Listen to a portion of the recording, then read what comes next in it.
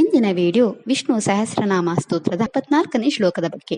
ಈ ವಿಡಿಯೋದಲ್ಲಿ ವಿಷ್ಣು ಸಹಸ್ರನಾಮ ಸ್ತೋತ್ರದ 74ನೇ ಶ್ಲೋಕದ ಅರ್ಥವನ್ನು ತಿಳಿದುಕೊಳ್ಳೋಣ ಮತ್ತು ಈ ಶ್ಲೋಕವನ್ನು ಪಠಿಸುವುದರಿಂದಾಗುವ ಪ್ರಯೋಜನಗಳನ್ನು ಸಹ ನಾವು ತಿಳಿಯೋಣ.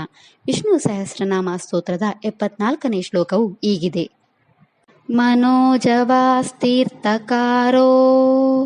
ವಸುರೇತಾ ವಸುಪ್ರದಃ ವಸುಪ್ರದೋ ವಾಸುದೇವೋ ವಸುರ್ವಸುಮನಾಹವಿಃ.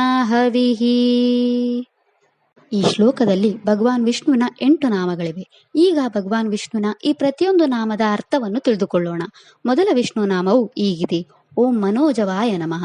ಈ ವಿಷ್ಣು ನಾಮದ ಅರ್ಥ ಭಗವಾನ್ ವಿಷ್ಣು ಮನಸ್ಸಿನಷ್ಟೇ ವೇಗವುಳ್ಳವನು. ಎರಡನೇ ವಿಷ್ಣು ನಾಮವು ಹೀಗಿದೆ. ಓಂ ತೀರ್ಥಕಾರಾಯ ನಮಃ. ಈ ವಿಷ್ಣು ನಾಮದ ಅರ್ಥ ಭಗವಾನ್ ವಿಷ್ಣು ಪ್ರಪಂಚದಲ್ಲಿರುವ ಎಲ್ಲಾ ಜೀವಿಗಳ ಮೋಕ್ಷಕ್ಕಾಗಿ ವಿಧಾನಗಳನ್ನು ರಚಿಸಿದವನು ಅಥವಾ ಎಲ್ಲಾ ಪವಿತ್ರ ಜ್ಞಾನದ ಮೂಲವಾದವನು.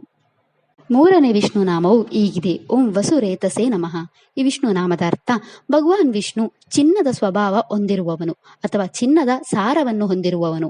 ನಾಲ್ಕನೇ ವಿಷ್ಣು ನಾಮವು ಹೀಗಿದೆ. ಓಂ ವಸುಪ್ರದಾಯ ನಮಃ.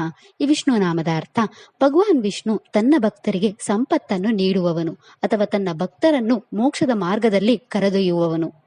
ಐದನೇ ವಿಷ್ಣು ನಾಮವು ಹೀಗಿದೆ. ಓಂ ವಾಸುದೇವಾಯ ನಮಃ. ಈ ವಿಷ್ಣು ನಾಮದ ಅರ್ಥ ಭಗವಾನ್ ವಿಷ್ಣು ತನ್ನ ಭಕ್ತರನ್ನು ಮೋಕ್ಷದತ್ತ ಕೊಂಡೊಯ್ಯುವವನು ಅಥವಾ ಭಗವಾನ್ ವಿಷ್ಣು ವಸುದೇವನ ಮಗನಾಗಿ ಜನಿಸಿದವನು. ಆರನೇ ವಿಷ್ಣು ನಾಮವು ಹೀಗಿದೆ. ಓಂ ವಾಸವೇ ನಮಃ. ಈ ವಿಷ್ಣು ನಾಮದ ಅರ್ಥ ಭಗವಾನ್ ವಿಷ್ಣುನಲ್ಲಿ ಎಲ್ಲರೂ ವಾಸಿಸುತ್ತಾರೆ ಅಥವಾ ಸಂಪೂರ್ಣ ಸೃಷ್ಟಿಯು ಅವನಲ್ಲಿ ವಾಸಿಸುತ್ತದೆ. ಏಳನೇ ವಿಷ್ಣು ನಾಮವು ಹೀಗಿದೆ. ಓಂ ವಸುಮನಸೇ ನಮಃ. ಈ ವಿಷ್ಣು ನಾಮದ ಅರ್ಥ ಭಗವಾನ್ ವಿಷ್ಣು ಎಲ್ಲದರಲ್ಲೂ ವಾಸಿಸುವ ಮನಸ್ಸನ್ನು ಹೊಂದಿರುವವನು ಅಥವಾ ಎಲ್ಲದರಲ್ಲೂ ಸಮಾನವಾಗಿ ವಾಸಿಸುವ ಮನಸ್ಸನ್ನು ಹೊಂದಿರುವವನು. ಎಂಟನೇ ವಿಷ್ಣು ನಾಮವು ಹೀಗಿದೆ. ಓಂ ಅವಿಷೇ ನಮಃ. ಈ ವಿಷ್ಣು ನಾಮದ ಅರ್ಥ ಭಗವಾನ್ ವಿಷ್ಣು ಯಾಗಗಳಲ್ಲಿ ತನ್ನನ್ನು ತಾನೇ ಅರ್ಪಿಸುವವನು.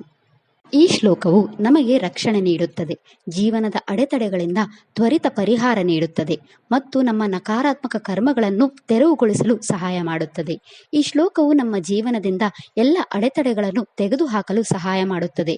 ಇದು ನಮ್ಮ ಎಲ್ಲ ಪಾಪಗಳು ಮತ್ತು ಕೆಟ್ಟ ಕರ್ಮಗಳನ್ನು ನಾಶ ಮಾಡಲು ಸಹಾಯ ಮಾಡುತ್ತದೆ.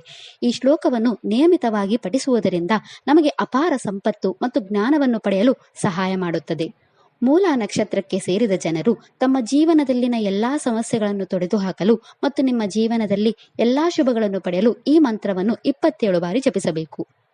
ಇದಿಷ್ಟು ವಿಷ್ಣು ಸಹಸ್ರನಾಮ ಸ್ತೋತ್ರದ 74ನೇ ಶ್ಲೋಕದ ಕುರಿತಾಗಿತ್ತು. ನಾಳೆಯ ವಿಡಿಯೋದಲ್ಲಿ ವಿಷ್ಣು ಸಹಸ್ರನಾಮ ಸ್ತೋತ್ರದ 75ನೇ ಶ್ಲೋಕದ ಮೇಲೆ ಚಿಂತನೆಯನ್ನು ಮಾಡೋಣ. ಶ್ರೀಕೃಷ್ಣ ಅರ್ಪಣಮಸ್ತು.